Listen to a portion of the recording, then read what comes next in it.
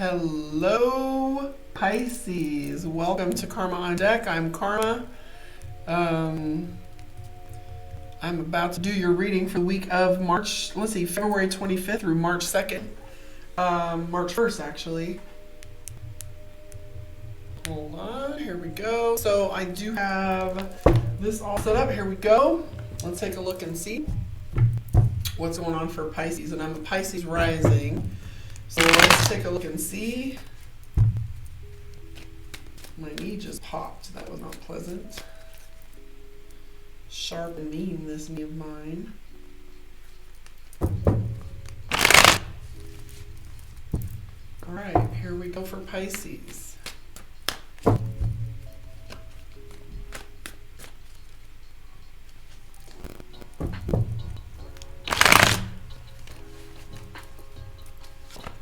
All right, first thing that comes up, Five of Coins, Page of Swords. That came up for Aquarius too. Hierophant, Ace of Cups. So, emotionally fulfilling is what Pisces is all about right now. Eight of Cups references things are about to move quickly for you. Same thing was happening with Aquarius. However, the way the alignment in which you're looking at things is slightly different. We do have the Five of Coins. You're trying to figure out what it is you want to do with your money and how you're going to do it. We have the Page of Swords. I don't know if this is referencing that you've done something impulsive in the recent past or that your attitude's kind of sideways, but I am definitely seeing that you're learning some life lessons about remaining balanced. I am seeing the Ace of Cups. That's all about you having balance within your... Oh, great. She said my sound is out. Mercury is a mother. Texting over here. Mercury. Okay, we will try this again. Can you hear me now?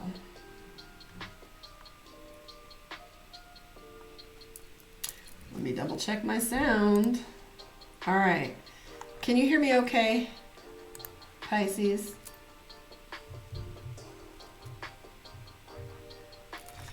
We plugged and unplugged, so I've had to redo my computer 3 times. Let's just make sure our sound is really good. Somebody fire off and let me know in the text chat if we have good sound right now, because I don't want to end the stream now that we've begun.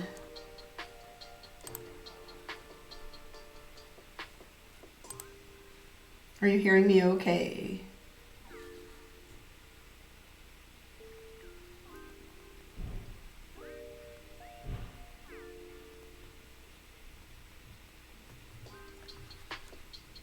Okay, I just got a text saying that my sound sounded like a voice changer or it was like pixelated and whatever. Okay, great. So, all right, moving forward. So I do see that Pisces has some things in motion right now. It's kind of like a moving freight train. If you see here the Eight of Cups, he's cruising down this little river and he's catching some speed. You're definitely going to feeling as if you're working a little harder this week. You have the Three of Swords here, kind of similar to, well, it's Five of Swords with Aquarius. The Judgment card is tension to the point of, you know, if you don't make a certain deadline, you feel like things are going to really kind of crash and burn. You have the Ten of Wands and the Judgment card, which is anxiety. So how are you floating with your money right now, Pisces? Are you starting to feel as if things are feels almost as if you've got some tension on the line here. Ten of Wands is anxiety. Two of Coins referencing your money and partnerships. So it feels as if you are definitely seriously considering reevaluating your relationships when it comes to your money. I do see the Two of Coins. So for those of you that are out there for looking for a new job, the Two of Coins references a job offer, collaboration, or a partnership. There's the Page of Cups to indicate that this is something new to you, definitely not coming from a source that you've already met in the past. Apologize about all the technical difficulties. I do see the Tower card. So right now, Pisces is feeling like things are in crisis. You do work well under pressure, however, you don't like it. We do have the Ace of Wands, which there are some things you might have to start over or start new at. So you're feeling... Nobody likes to start over. Nobody likes being the rookie. Nobody likes being the new guy. However, the Ace of Wands is definitely all about doing some new things. So if you're trying out some new things and feeling a little out of your element and out of your skin, this could be part of it. However, you do have the Ace of Cups, which is you having a lot of opportunity and feeling really good about how your love life is going.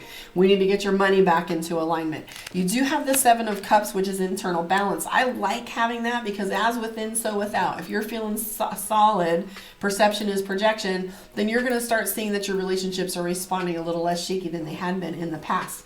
So you have the Knight of Wands, the Ace of Wands, Nine of Coins tells me a contract is coming your way. So if you're going to get a job offer, it might be something you actually have to sign. Let's move forward with your relationship energy and see what's going on with Pisces in energy and relationships. How is Pisces showing up? Let's take a look and see. I'm a Pisces rising, so let's look and see what the game looks like as far as that goes.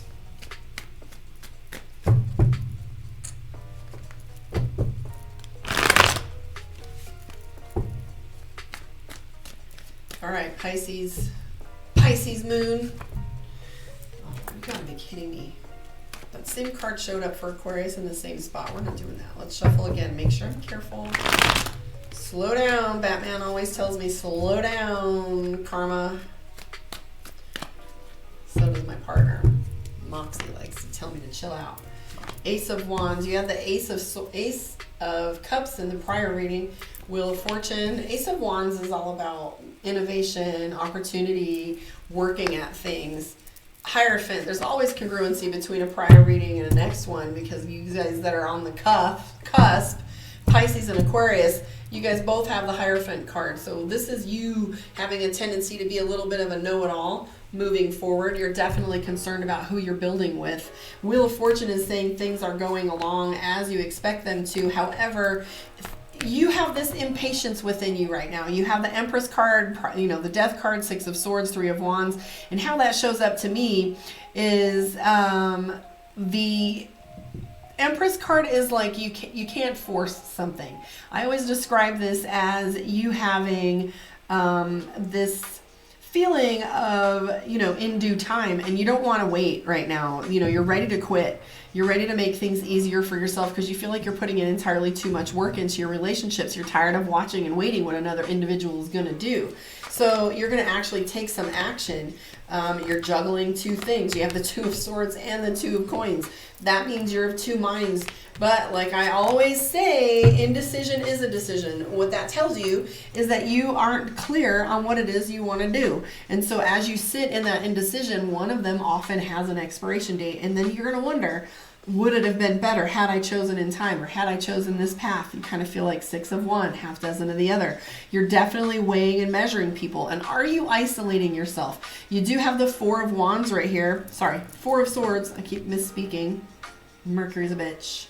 Not Karma. Karma's only a bitch if you are, but Mercury, little trickster. Anyways, Four of Swords, isolation. I always call that my Snow White card. Snow White has a tendency to only come forward when the mood is perfect. So are you projecting that out into the universe? Are you saying, I'm only going to meet this relationship fully when the prince comes, when they have exactly the right behavior, when they have exactly the kind of environment that is going to be perfect? Because I feel like you're being stubborn as well as Aquarius. And then you have the Three of Pentacles. I don't know if that's investigating on social media, if you're browsing your options, if you're snooping, if you're looking on social media or spending too much time on social media, or if you're wanting things to look differently. You do have the Devil card in play. That's a Capricorn card.